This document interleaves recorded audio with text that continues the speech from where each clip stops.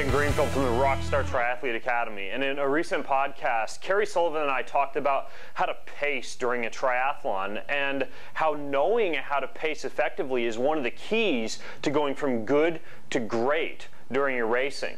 Now, during that podcast, I talked about some of the ways that you can learn to pace during your training sessions, and I wanted to show you a few little tools that I personally use to help me with pacing.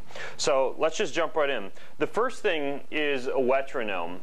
You put this inside your swim cap, and while it's actually designed to go beep, beep, beep, beep, and help you keep your stroke like this as it's beeping, I use it in a more unconventional way. I actually set it for a really high beep threshold, like you can put it up around 20 seconds or so. What it's going to do when you do that is beep every 25 meters in the pool. So for example, you could go out and swim a 500-meter set in the pool and have this thing beeping every 25 meters to keep you on pace and learn how to keep that single pace during something like a 500-meter effort or a 1,000-meter effort or whatever. And every week you can decrease that pace per 25 just a little bit, so you gradually get faster with that kind of pacing. So that's learning how to steady state pace, which is really useful, especially if you're swimming longer events like, say, like an Ironman.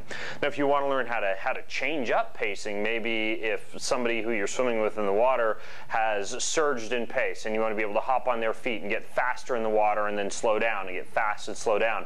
You know what works really well? This is going to sound kind of silly, but I've got an underwater MP3 player, and you can set this, like you can go download a podcast. Like I'll do something like Tiesto podcast. Another one that I like is Planet Perfecto.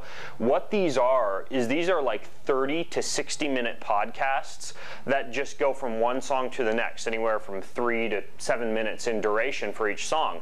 And you just get in the pool and you go hard for one song and then easy for the next, and hard for one song and easy for the next. And that's another way to learn how to pace yourself and how to kind of have an external stimulus have you change pace. So another thing that I like is intervals, and this works really well when you're running outside. I'm not a huge fan of looking at my watch to keep me on intervals when I'm running intervals. Now there are some watches, some of the more spendy ones, you know, like the Timex Run Trainer, for example, that can beep or kind of give you that external stimulus that you can hear when you're supposed to say switch to running hard. Another cool thing, this is called a set starter. You put that on your hand like this. It's called a set starter. And I can set this to beep every 30 seconds or to vibrate every 30 seconds, every minute, every 2 minutes, anything up to a 6-minute interval.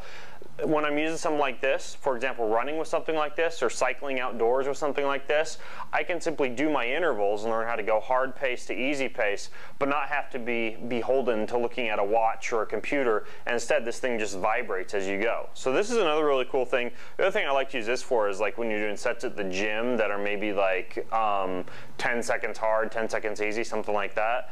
These set starters work really well, and I'll put a link in the video where you can get one of these as well as this stuff. The last thing that I really like to use well, not the last thing, I actually have 2 more things. The next thing that I really like to use for variable pacing is a treadmill. So what I personally do is I grab some of Troy Jacobson's Runnervals workouts and I put them onto my phone. And what I do is I actually watch my phone while I'm on the treadmill, and those are really good workouts to take you from hard to easy to hard to easy. If you don't want to be watching an iPhone while you're running, I still recommend that you go away from running outside every once in a while and just try it once or twice a week doing a treadmill-based workout where that belt is something that you're using to teach you how to go from running fast to running slow. Running in one steady state is not a good way to learn how to pace yourself during a race, especially if you're having to respond to pace changes while you're actually racing, you know, pace changes from other competitors. So a treadmill works really well for that kind of stuff, and like I mentioned, I just get like the Troy Jacobson's Runnervals DVDs, and I put those onto my iPhone and just do it that way. I use a program called Good Player on my iPhone, and that allows me to burn CDs onto my iPhone. It's called Good Player. I think it was a free app, or very, very little. The last thing that I'll use for cycling and for learning variable pace during cycling is, again, not going outdoors, keeping things on the indoor cycling trainer. Two different kinds of workouts that I do on the indoor cycle trainer. I use the Sufferfest CDs, and I also use, again, Troy Jacobson's Spinnervals DVDs. And both of those are really good at bringing you through a workout where you're going from hard to easy to hard to easy, but you're not having to think about it, right? They just take you through and tell you what to change and when. So those are really good too, and I'll make sure that I link to all these resources for you in the video.